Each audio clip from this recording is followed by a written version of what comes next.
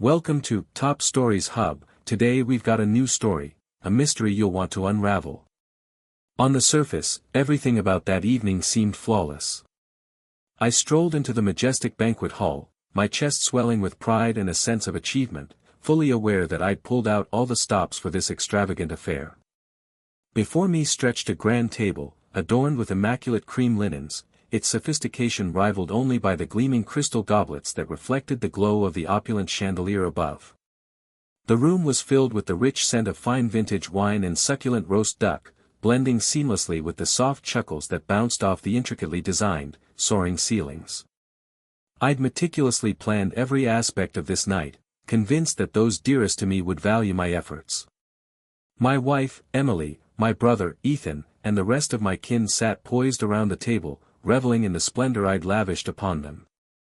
A brief warmth touched my heart as I reflected on how much they relied on my triumphs.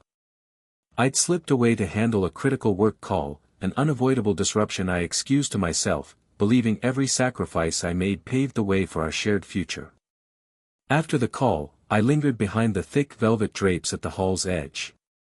The faint swish of the fabric and the muffled whispers from the next room gave no hint of what was coming until I overheard words that demolished the fragile illusion I'd clung to. Concealed in the dimness, I picked up snatches of a discussion that would forever change how I viewed those I held dear. "He's too clueless to see it. I'm only here for his wealth." Emily's light, mocking laugh rang out, a sound I'd once craved in our tender moments. Her words cut through me like a razor, and before I could grasp their full weight, Ethan chimed in with a smug, "He's doing a fine job footing the bill for my kid on the way." A torrent of shock and anguish overwhelmed me as laughter erupted around the table. Even my mother, who'd always been a quiet pillar of support, seemed to join in, murmuring, "I figured he'd have caught on by now, honestly." In that moment, my face went pale, as if all the blood had drained away. The wife I cherished, the brother I relied on, the family I trusted, they were all mocking me. I stood frozen, gripped by betrayal and shame, my thoughts a whirlwind of clashing feelings. I could have burst into the room, my fury driving a showdown that might have forced them to face their viciousness. I pictured myself shouting, demanding answers, and letting loose all the pain I'd kept locked inside.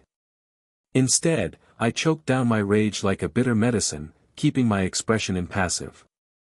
I decided if they believed I was oblivious to their deceit, I'd let them keep thinking that. Right then, I made a silent pledge to turn their betrayal back on them. My heart raced with a blend of grief and calculated resolve, and I knew I wouldn't be the prey in their heartless game. Their giggles, their thoughtless remarks, and their treachery had sparked a series of events they couldn't have predicted. Stepping out from the curtains to rejoin the group, I decided that night signaled the end of my foolish generosity. They'd made a colossal error in underestimating me, and I was ready to seize back the reins. Each step I took was infused with the intent of payback, and though I kept my demeanor composed and my words restrained, deep down, I was already plotting the reckoning that would soon topple their carefully built world. Taking my place at the table with a practiced calm, I realized my silence now carried the weight of a cutting remark.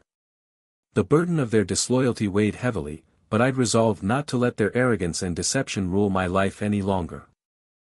Every nod, every cautious phrase I'd used before, now felt like a weapon I could wield for my own purpose. That evening's discussion was a pivotal moment, when I saw that those I cared for viewed me only as a tool for their gain, their supposed affection nothing but a facade built on their avarice. I settled into my chair with deliberate care, ensuring they saw only the familiar courteous smile I'd worn for years. Emily's grin was sugary but fragile as she inquired, "All good, honey?" Her tone oozed fake worry, yet I caught the subtle scorn woven into her voice. I managed a nod and responded with a polished, "Just a work call," while inside, I was boiling with tightly reined anger.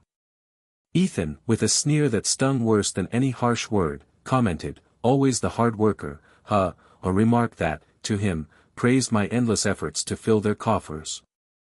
In that instant, I felt the full force of his smug privilege, like a direct affront to my very essence. As the evening dragged on and the laughter faded into a low hum, I knew my first move had to be quick and ruthless. The next morning, I woke with a steely resolve and a plan that would reshape our warped family ties. With measured calm, I grabbed my phone, each press of the screen a deliberate step in a chess game where every move would lead to their ruin.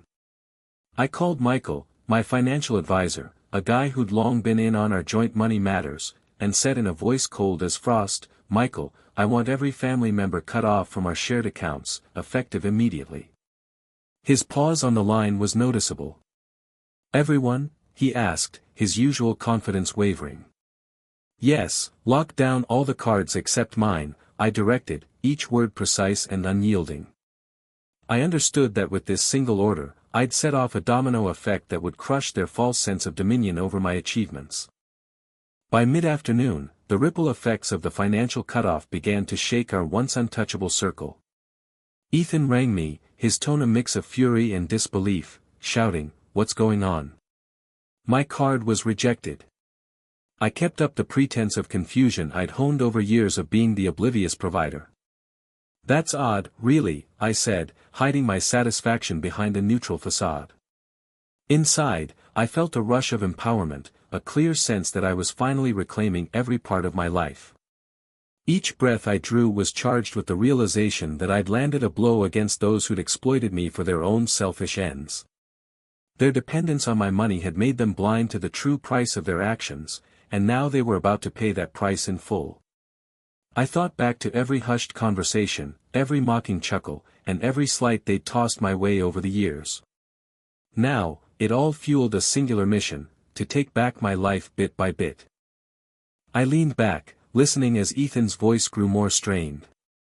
The irony wasn't lost on me, a guy who'd bragged about his freedom now found himself cornered by his own choices.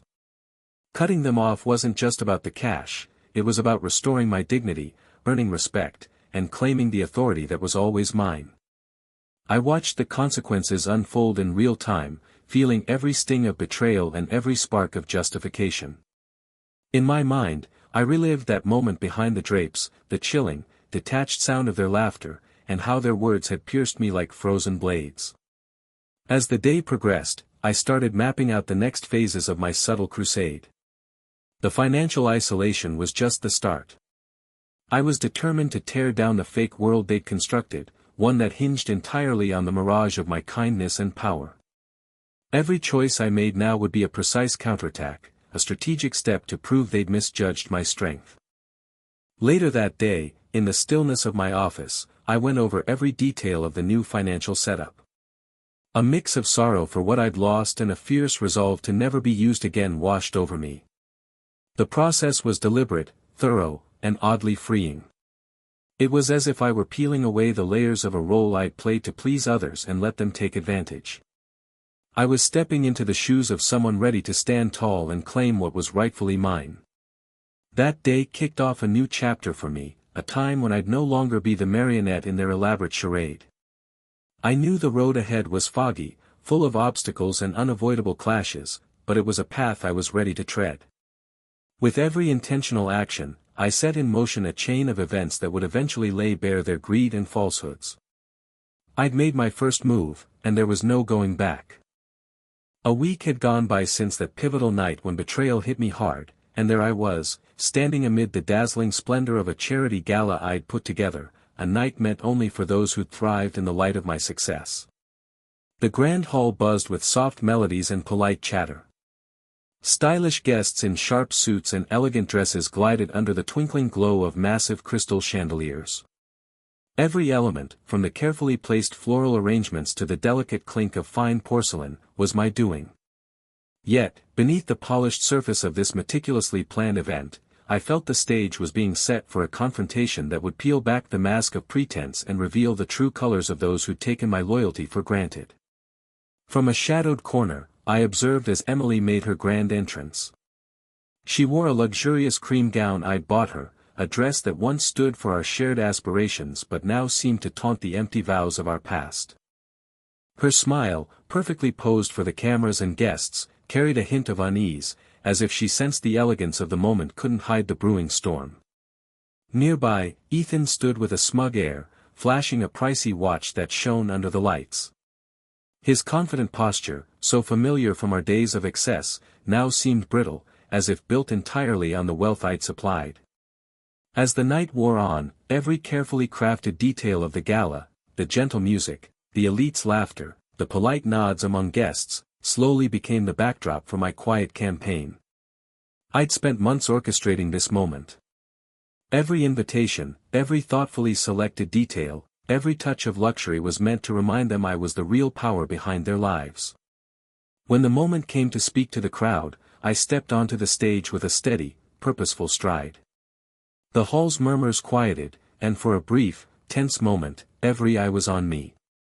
My heart raced as I faced the expectant gazes of an audience that included those who'd once leaned on me without a second thought.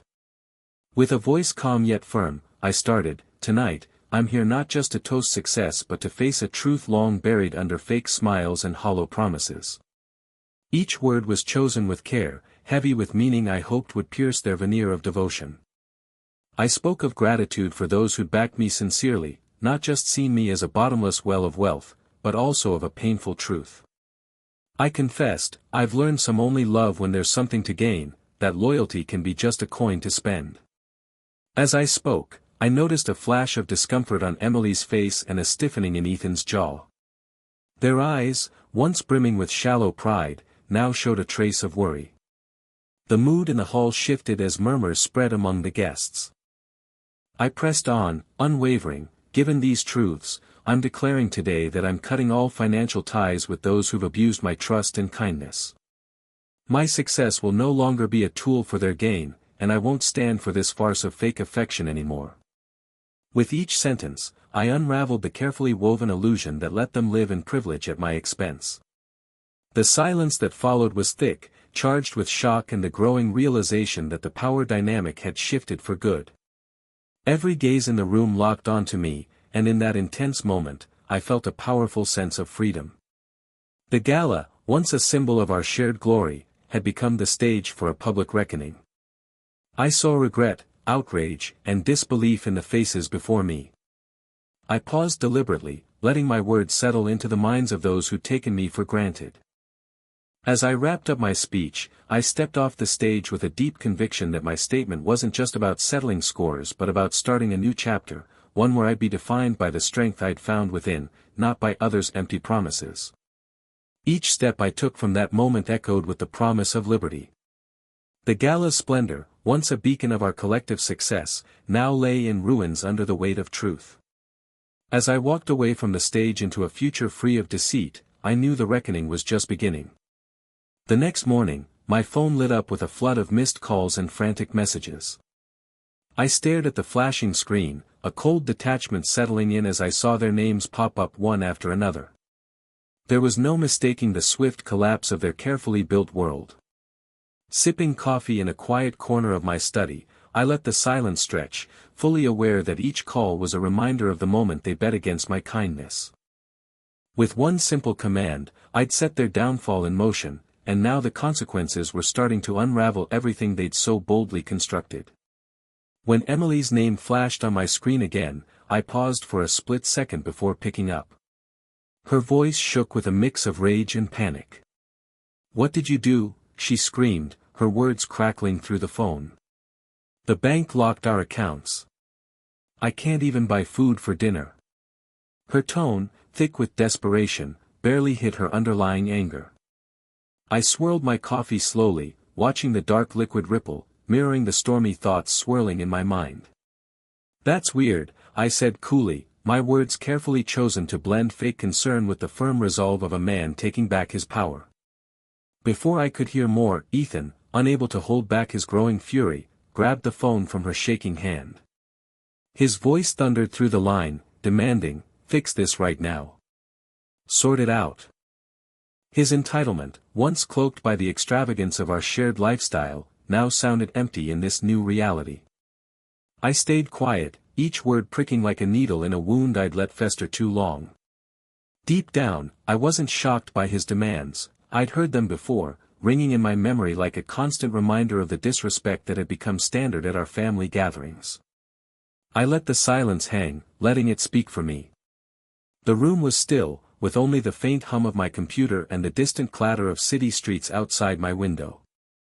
I thought back to that awful night behind the velvet drapes, when their cruel laughter had broken my heart. That night was a turning point, when I vowed not to be the fool who let his generosity be exploited. Instead of exploding in anger, I'd chosen a path of calculated retaliation, one now yielding its bitter results. I recalled the long hours spent poring over financial details, the cold precision with which I'd restructured our accounts and shut doors once open to family perks. In that solitude, I'd felt an odd sense of release, like shedding a heavy, stifling weight that had burdened me for years. Emily and Ethan's fall from grace wasn't just about money, it was about the dignity and respect they dismissed. Their world, once overflowing with lavish promises and fake smiles, was now collapsing bit by bit. As the day went on, I sat in my office, going over transactions and bank statements. Every declined charge, every failed attempt to access funds, confirmed the downfall was in full swing. I felt no sympathy, only a firm resolve that I'd finally taken back control of my life. Each new message and desperate call from my estranged family echoed past betrayals, and with each one, my determination grew. Their frantic pleas became the background noise of my new reality, one where I was no longer under their thumb. Outside, the city carried on, oblivious to the collapse of a once proud family. I remembered sleepless nights spent wondering if they truly cared for me or just valued the wealth I provided. Now, watching their empire crumble from afar, I felt a surprising mix of sadness and relief. Their fancy dinners, sleek cars, and posh apartments, none of it mattered anymore, just hollow symbols of a life built on lies and greed. By early afternoon, it was clear my actions were irreversible. Emily's begging texts and Ethan's frantic voicemails painted a picture of a couple and a brother who'd lost not just money but their whole sense of privilege. The once lively faces of those who'd lived off unearned luxury were now marked by despair. I could almost hear the chaos of their panic as reality hit hard. I leaned back in my chair, taking a moment to reflect quietly amid the chaos I'd unleashed. The fall from grace was a brutal lesson in the cost of betrayal, forcing me to face the harsh truth about those I'd once loved. Every call, every furious message, confirmed they'd taken me for granted far too long. As I moved on with my day, I couldn't shake the feeling that this was just the start, a crucial step in dismantling the toxic web of deceit that had tied us together. In my study's silence, I swore I'd never again let such betrayal go unanswered, that the price of exploitation would always be paid, no matter the stakes.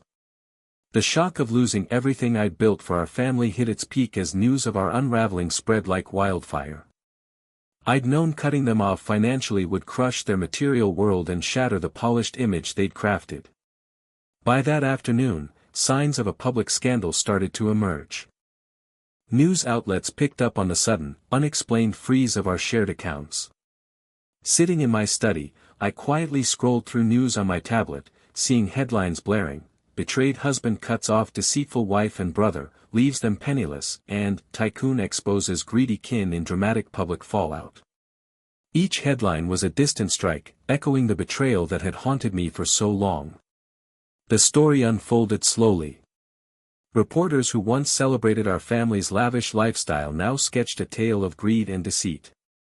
Social media hummed with whispers and sharp remarks, and I watched as our former glories were doubted and mocked.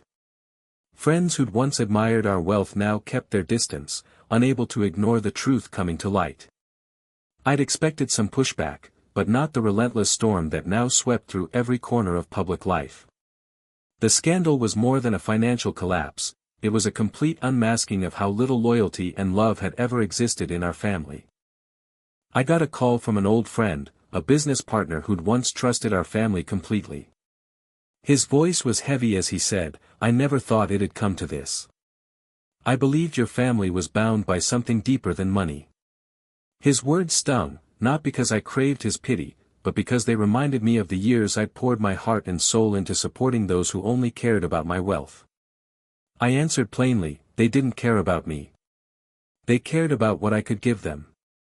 That call confirmed the scandal wasn't just a media frenzy but a necessary reckoning for those who'd lived off my kindness without a trace of real affection. Each new report or TV segment brought a mix of grim satisfaction and quiet grief.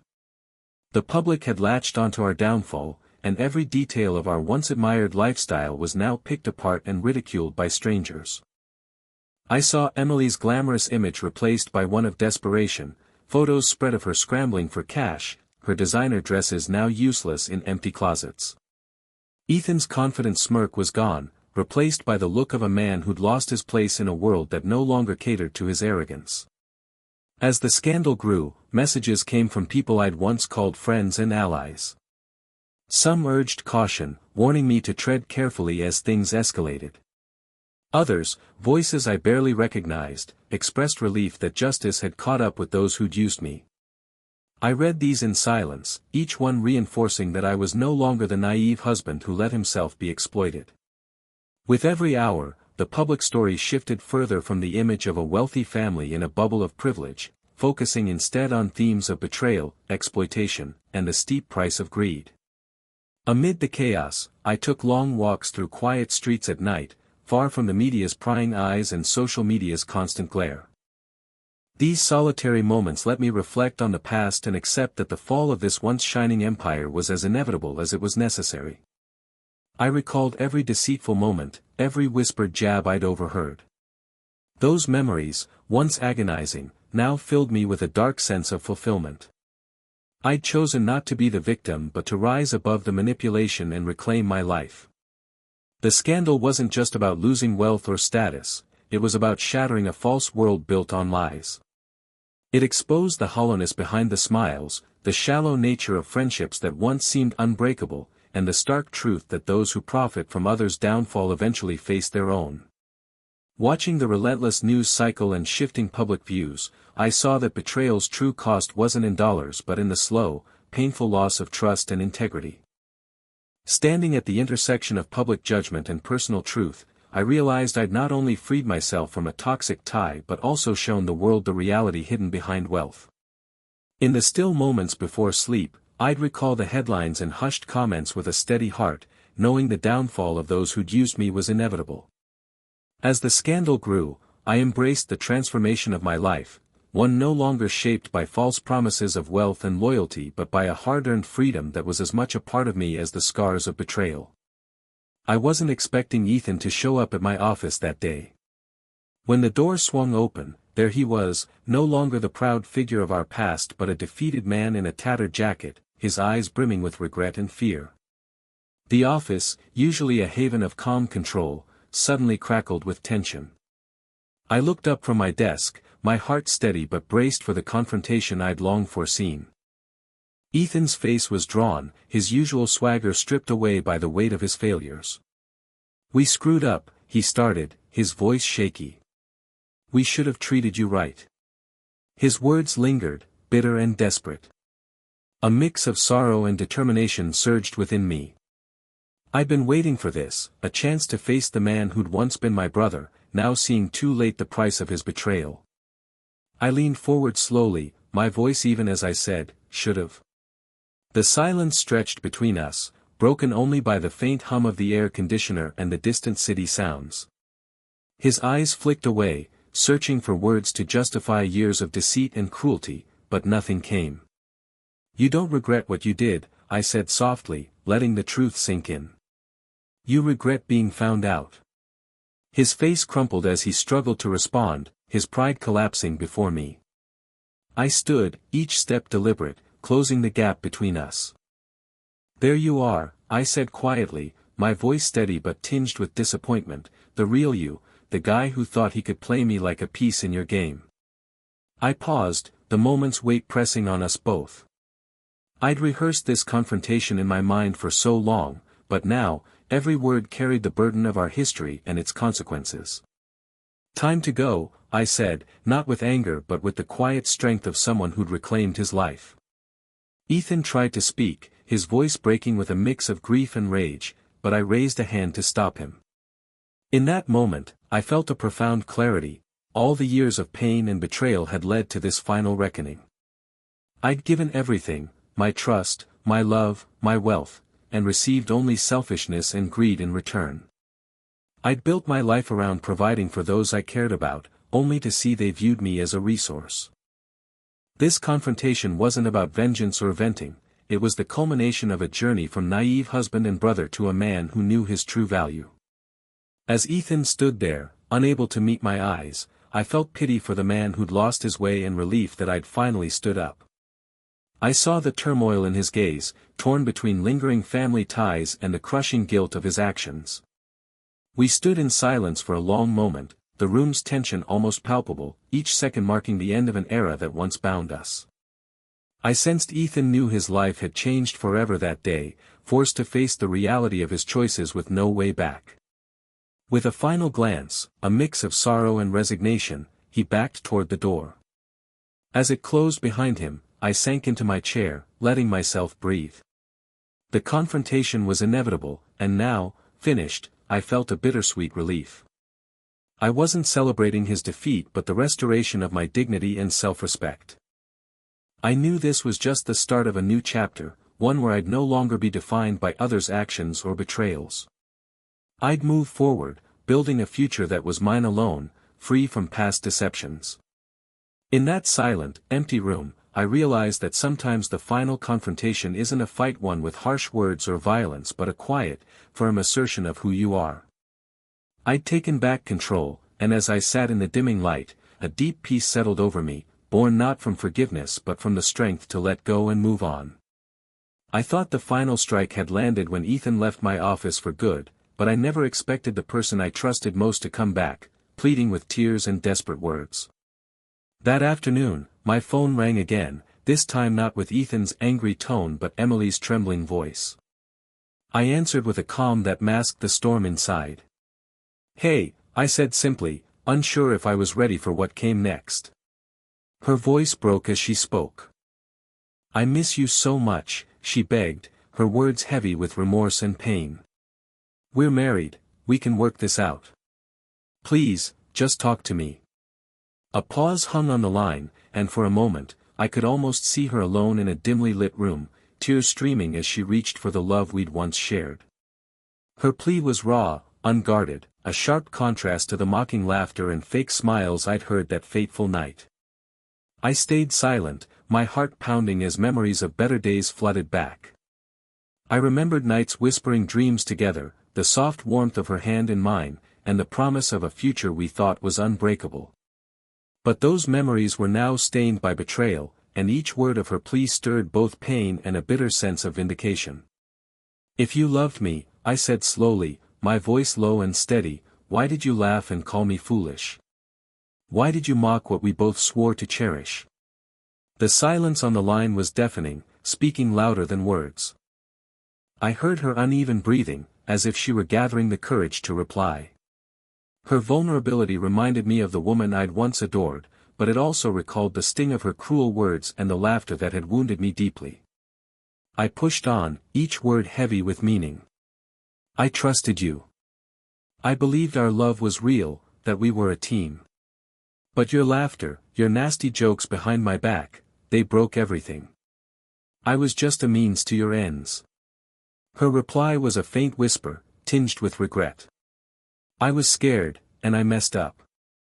I didn't think it'd hurt you this much." Her admission lingered like a shaky olive branch, but it did little to cool the anger simmering inside me. Every word she spoke reminded me of the betrayal that cost me more than money, it cost me my pride and the trust I'd given so freely. I heard the desperation in her voice, the raw fear of a woman who'd lost everything chasing luxury and ease. For a long moment, I said nothing. The quiet between us was thick with echoes of our past. I thought of times when she laughed with me, her eyes bright with real love and hope. Now, those eyes were filled with regret, and the laughter had turned to bitter irony. I asked again, "Do you honestly think a few apologies can fix this? Do you get that what you did wasn't just a mistake but a betrayal of everything we built?" Her voice trembled as she searched for words. "I know I hurt you. I know I broke your heart.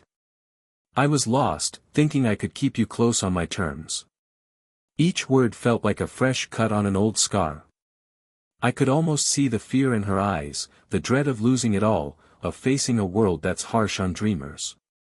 "I'm so sorry," she repeated, and I wondered if she meant it or if it was just another act in our doomed story. I took a deep breath, steadying myself against the flood of emotions threatening to overwhelm me. "Emily," I said slowly, each word deliberate, "your apology comes too late, and it's not enough. I can't go back to the man who believed in us. I gave you everything, my trust, my time, my money, and got only scorn and betrayal in return." My words were flat, stripped of the anger I once felt, replaced by a cold determination to no longer be the victim in our sad tale. A long pause followed before she spoke again, her voice soft and broken. "Please, can we try to fix this? I need you. I need the love we had." But I couldn't hear love in her words anymore, just the echo of a past gone forever. I replied, "I've learned some mistakes can't be undone. I've learned love can't survive where trust is broken beyond repair." Her silence was the final answer. In that moment, I realized the woman who'd once been my wife was now a stranger, a shadow of a selfish past I'd outgrown. Ending the call, I felt a mix of sorrow and relief. I'd heard her plea, but I knew the path ahead was mine alone, free of betrayal's chains and built on the hard truth that sometimes, letting go is the only way to save yourself. I woke to a morning that felt heavier than any before. The faint dawn light slipped through the blinds, and my apartment was filled with a cold, unshakable chill. Sitting at the kitchen table, I stared at a half-empty coffee mug as the weight of our new reality settled in. Ethan, once too proud to value hard work, had taken a job selling cars, a humbling hit that left his confident air in ruins. I could still hear his bitter complaints as he put on a worn uniform, his ego crushed by the irony of working a life he'd always mocked. Emily's world had shifted drastically too. The glamorous woman who once commanded rooms now spent her days hustling fake purses online, frantically trying to claw back the status and wealth she'd assumed would always be hers. Every day, old contacts sent updates, each one confirming the storm of desperation had swallowed them whole. My family's collapse wasn't quiet, it was a fierce tempest that swept away every false hope they held. I spent hours in my study, reviewing the fallout of my choices. Alone, I looked over bank statements, eviction notices, and repossession orders. Each paper I read fueled a grim satisfaction, not just for revenge but for the freedom of finally exposing the truth. I'd long carried the burden of being used. Now, seeing Ethan reduced to peddling cars on a busy lot and Emily's futile efforts to hold on to her old life, I knew their worlds were falling apart, piece by painful piece. I wandered the city streets, now a mirror of the harsh reality for those who'd lived in a bubble of privilege. The neon glow and lively crowds contrasted sharply with the quiet emptiness I felt inside. In the park, I watched people share simple joys and laughter, wondering if real happiness lay in a life free from greed's weight. The storm that had overtaken my family taught a brutal lesson about betrayal's cost, sparking a deep resolve to never again let anyone use me as a stepping stone. Daily, I faced reminders of the life I'd left behind. Old friends, once dazzled by wealth's shine, now whispered about a family undone by its own greed. Their hushed words mixed pity and relief, as if my fall was the inevitable result of their flawed values. I listened calmly, knowing my chosen path wasn't cruel but a necessary reckoning. Sometimes, loneliness hit me unexpectedly. I remembered nights when our dining room rang with laughter and promises of unending support. But those memories, now tainted by deceit, were only painful echoes of what I'd lost. I saw that the wealth and power I'd once held were just a facade, hiding a deep emptiness. The storm had stripped away every false layer, leaving only raw truth. Before sleep, I'd replay our downfall in my mind. I saw Ethan, ragged and desperate, struggling to reconcile his lost pride with his new reality. I saw Emily, her eyes shadowed by regret as she scrolled through messages from former admirers. And I saw myself, once blinded by love and loyalty, now standing strong amid a ruined empire. The storm's relentless fury taught me more than I'd imagined. I learned true strength isn't in amassed wealth but in facing betrayal and rising above it. Walking away from our old lives' ruins, I felt a quiet power settle in my heart. I'd freed myself from dependency and deceit's chains, and though the path ahead was uncertain, I was ready to walk it alone. I vowed never again to let anyone define my worth or exploit my kindness.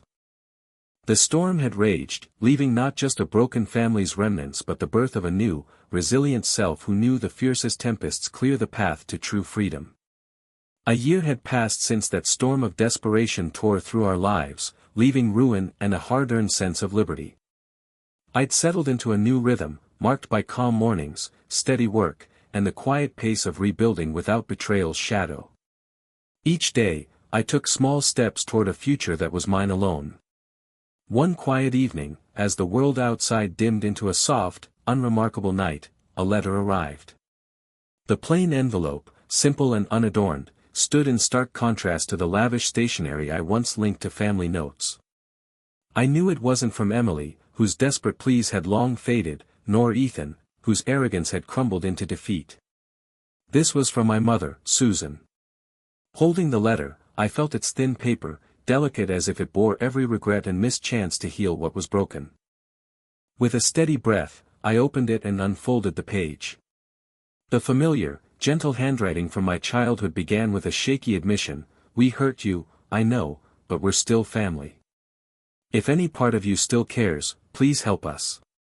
Each word stung sharply, and for a moment, old wounds reopened as memories of warm dinners and tender hugs clashed with betrayal's harsh truth. The letter's words demanded an answer, yet they carried the heavy burden of lost years and shattered trust. I sat silently, the paper trembling in my hands as I recalled times when our family felt whole. I thought of nights alive with laughter and mornings bright with shared dreams. But those moments were now faint echoes, drowned by greed's cries and the sound of selfish ambitions tearing us apart. My heart, once full of unquestioning love, had toughened with each betrayal. I couldn't let myself be pulled back into that toxic bond, even if the plea came from my own mother. In her words, I felt a faint regret, a sorrow too late to fix what was broken. The letter forced me to face a truth I'd long avoided: they didn't love me for me, but for what I could provide. Every sacrifice, every moment of blind trust, had been used by those who cared only for my labor's rewards. The letter was a sharp reminder of that reality, and with each line, my resolve grew stronger. I folded the letter carefully, its creases mirroring the lines of disappointment carved into my soul. With a final, resolute act, I walked to the small fire burning in the hearth, a silent witness to my highs and lows. Calmly, I tossed the letter into the flames. I watched the paper curl and crumble, its words turning to smoke and ash. Standing there, with flickering light casting shadows on the walls, a sudden clarity settled over me. Burning that letter wasn't cruel or cold, it was my final step toward freedom. In that moment, I saw their last plea for help as just another try to reclaim what they'd lost, the illusion of control, the false security of depending on my success. I'd learned long ago that true strength came from breaking free of such ties, even if it meant facing painful solitude. That night, sleep didn't come easily. I sat by the fire's dying embers, reflecting on every betrayal, every false promise, and every time I'd given pieces of myself to a family that never truly cared. I vowed their regrets wouldn't shape my future.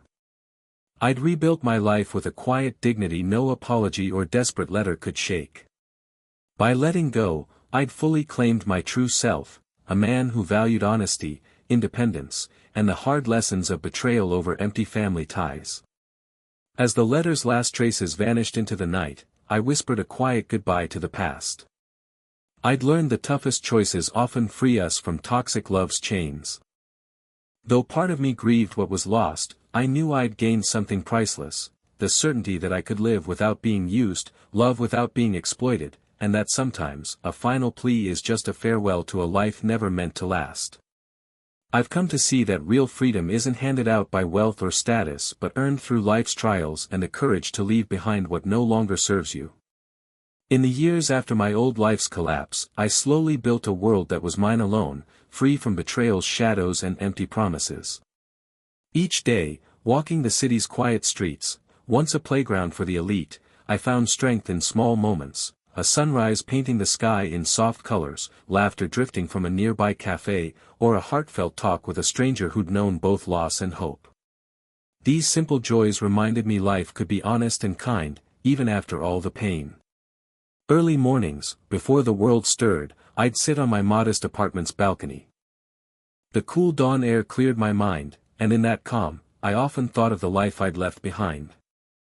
I recalled grand dinners, sparkling chandeliers, and fake smiles hiding secrets. That life was a mirage, a spectacle meant to dazzle those who cared only for appearances. Now, with nothing to lose and everything to gain, I embraced truth's simplicity. I learned being alone wasn't loneliness, and the silence, once painful with regret, now rang with the promise of a future I could shape myself. Sometimes, I'd think of my past and feel a bittersweet ache for what might have been. I remembered moments of real love and trust, now tainted by the greed of those I held close. Yet, in that sorrow, I found a resilience always hidden beneath my gentle side. I began to see the beauty in independence, the freedom to choose without compromise, the joy of honest work, and the quiet pride of an authentic life. I stopped measuring my worth by my bank account or others' opinions. Instead, I valued my ability to face the world with nothing but truth and an unyielding spirit. My work gained new purpose. I invested in projects that changed communities, backing small businesses and causes that championed fairness and hope. Every signed contract, every closed deal, was a step away from my past's manipulations. I surrounded myself with people who valued hard work and integrity, those once overlooked in my lavish life but now true friends. With them, I found success sweeter when shared with those who cared beyond money. Their genuine smiles and honest words reminded me daily that my new life was grounded in reality, not pretense. Evenings brought quiet reflection. I'd revisit places that once symbolized my old life, a grand hall, a towering office, or the memory of a once vibrant dining room. Standing there, I no longer felt betrayal's weight but the lightness of shedding an old self. I'd let go of the past's bitterness, accepting that a man's true measure isn't what he gives but how much he can forgive himself for letting others take too much. I felt a deep, lasting peace, whispering that I was free from expectation and exploitation's chains. Over time, betrayal's scars faded into soft reminders of lessons learned. I found love again, not in my past life's extravagance but in small, sincere moments with a woman who prized honesty over wealth. Our talks were simple, our laughter real, and our dreams built on mutual respect, not hidden motives.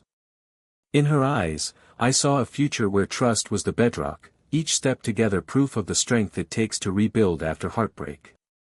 Looking back on the journey that brought me here, I see a path of struggles, tough choices, and an unrelenting chase for untarnished truth. I learned that while others might see me as betrayal's victim, I chose to see every setback as a lesson, a detour to the ultimate freedom of knowing myself. Each day, I forge a path of self-respect and authenticity, finding that the greatest reward isn't revenge but the power to walk away and live by my own values. In this new chapter, there's no place for past ghosts, only the bright promise of a future I create. I've shed deceit's layers, emerging with a heart that beats for truth, a mind free of exploitation's weight, and a spirit soaring in freedom's clear light. This is my ultimate freedom, a life on my terms, every choice reflecting the man I've become. That's all for today's tale on Top Stories Hub. Hit subscribe, leave a comment, and tell me what you'd like to see next.